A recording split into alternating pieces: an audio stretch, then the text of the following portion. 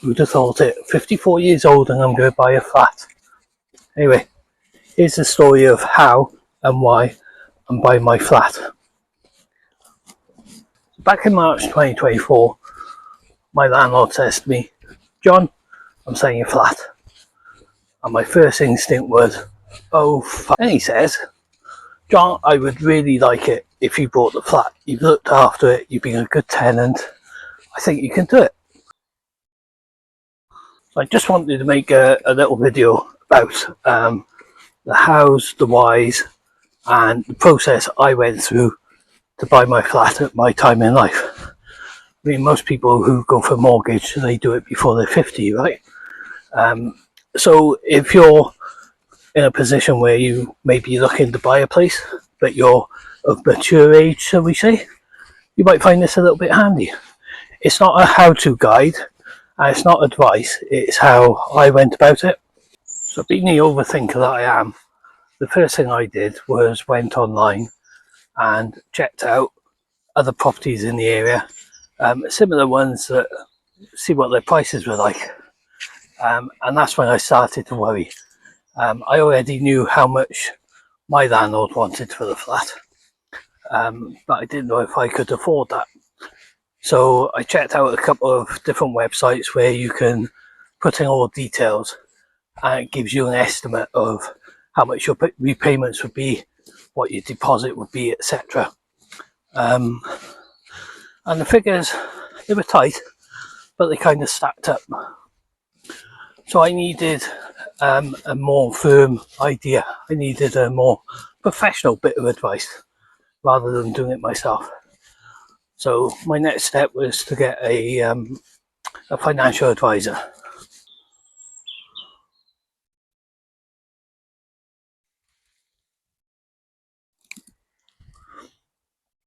So after I'd done as much research as I could on my own, it was time to get a financial advisor. My advice would be as honest as you can with these guys. It's easy to tell them what you think they need to know, but if you're honest, they're more likely to get you the kind of mortgage that isn't going to get you into any problems. Because obviously you need to make sure that you can afford this mortgage, and because the chances of you getting a full term, i.e. 25-year mortgage, is quite slim because you're older. It's quite important that you tell them everything, and then they will get you the best deal on the table. Financial advice I got was very good. He didn't sugarcoat anything. He told me it as it was, and he did manage to find me a mortgage. Yes, which was great news. So we put the application in, and I got accepted for it. That part of the process was fairly quick. That probably took 3 weeks. And obviously I was already in the flat. There was no chain to it, so it wasn't holding anyone up at all. So everything was going through, fairly smoothly. It was all looking quite rosy. As I'm already in the flat, I thought that, buying it would be a fairly quick process once I got offered the mortgage, but apparently not. We're now into about the 7th month. It's all moving along, but it's moving along at a snail's pace. So they've done all the financial checks. I think they're okay. Land registries come back all right.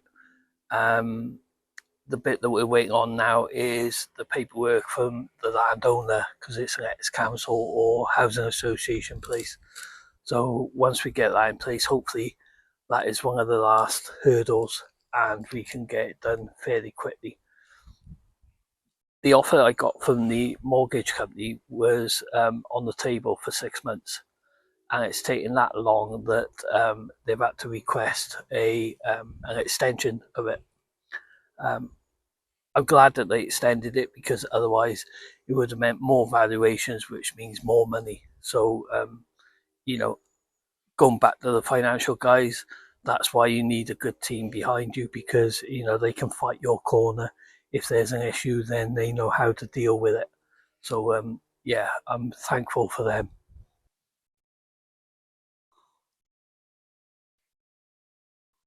So most mortgages require a deposit of around about 10%, and I was just short of that, which at the time was a bit worrying because I knew that as well as the 10% deposit, I would also need money for solicitors and the odd, ad hoc thing that I would have to pay for. So my next step was to think about my finances. How was I going to get that money and afford to buy the flat? Could afford the mortgage repayments, wasn't a problem, but I needed money, to pay the deposit, solicitors, etc., but also have a little bit of money in the bank for a rainy day. If I needed to take a week off work unpaid, could I still afford to pay the mortgage? Well, for that you need, money in the bank. So I wanted to have kind of a buffer where I had my money, my savings money, which I could use for holidays, etc., and then money on top, which I would have in the bank in a separate account that I wouldn't touch for a rainy day. And it took a little while to do it. The way I did it was I simplified my life.